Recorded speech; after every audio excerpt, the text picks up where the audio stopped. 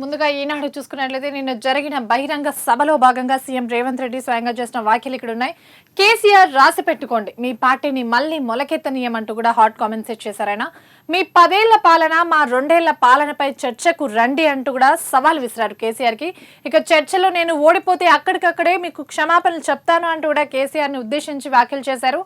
లేకపోతే farm house కే మీరు పరిమితం కండి అంటూ కూడా సూచించారు. ఇక డబుల్ బెడ్రూమ్ ఇళ్ల నుంచి ఇల్లు ఇచ్చిన చోటే మీరు ఓట్లడగాలి, ఇందిరమ్మ ఇల్లు ఇచ్చిన చోటే మేము ఓట్లు అడుగుతాము అంటూ కూడా ప్రత్యేకంగా గత ప్రభుత్వాన్ని ఉద్దేశిస్తూ కూడా ఆయన చేసిన వ్యాఖ్యలు ఇవి. ఇక 2029 ఎన్నికల్లోనూ మిమ్మల్ని ఓడిస్తామంటూ కూడా ధీమా వ్యక్తం చేశారు. ఇక ఇదే పర్యటనలో భాగంగా ఇక లిఫ్టులు పంపులతో వేల కోట్లు కొల్లగొట్టారు అంటూ కూడా గత ప్రభుత్వాన్ని ఉద్దేశిస్తూ చేసిన వ్యాఖ్యలు ఇవి. కేసీఆర్ ఒక్క కొత్త ప్రాజెక్ట్ని కూడా నిర్మించలేదు అంటూ కూడా ఉమ్మడి మహబూబ్ నగర్ జిల్లా పర్యటనలో భాగంగా ఆయన ఫైర్ అయ్యారు.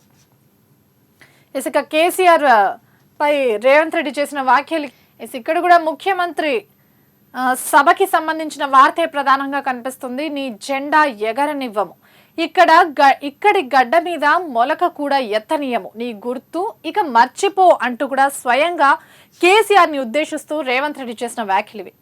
ఇక కాంగ్రెస్ ను రెండోసారి అధికారంలోకి తీసుకొస్తా, మీకు చేతనైతే రండి చూసుకుందాం అంటూ కూడా సవాల్ విసిరారు. జడ్చర్ల బహిరంగ సభలో కేసీఆర్ కు ముఖ్యమంత్రి రేవంత్ రెడ్డి సవాల్ ఇది. ఇక ప్రజలు గతంలో ఎంపీగా గెలిపిస్తే వారి కష్టాలను పట్టించుకోలేదు అంటూ ఫైర్ అయ్యారు. ఎవరి పాలనలో ఏం జరిగిందో చర్చించేందుకు కేసీఆర్ అసెంబ్లీకి రావాలి అంటూ కూడా పిలుపునిచ్చారు. కృష్ణా నీటిపై 60 ఏళ్ల రావణ కష్టాన్ని శాశ్వత పరిష్కారం చూపుతాము అంటూ కూడా ప్రకటించారు. ఏడాదిలోగా పాలమూరు రంగారెడ్డి ప్రాజెక్టు పూర్తి చేస్తాము అంటూ కూడా ప్రజలకు హామీ ఇచ్చారు.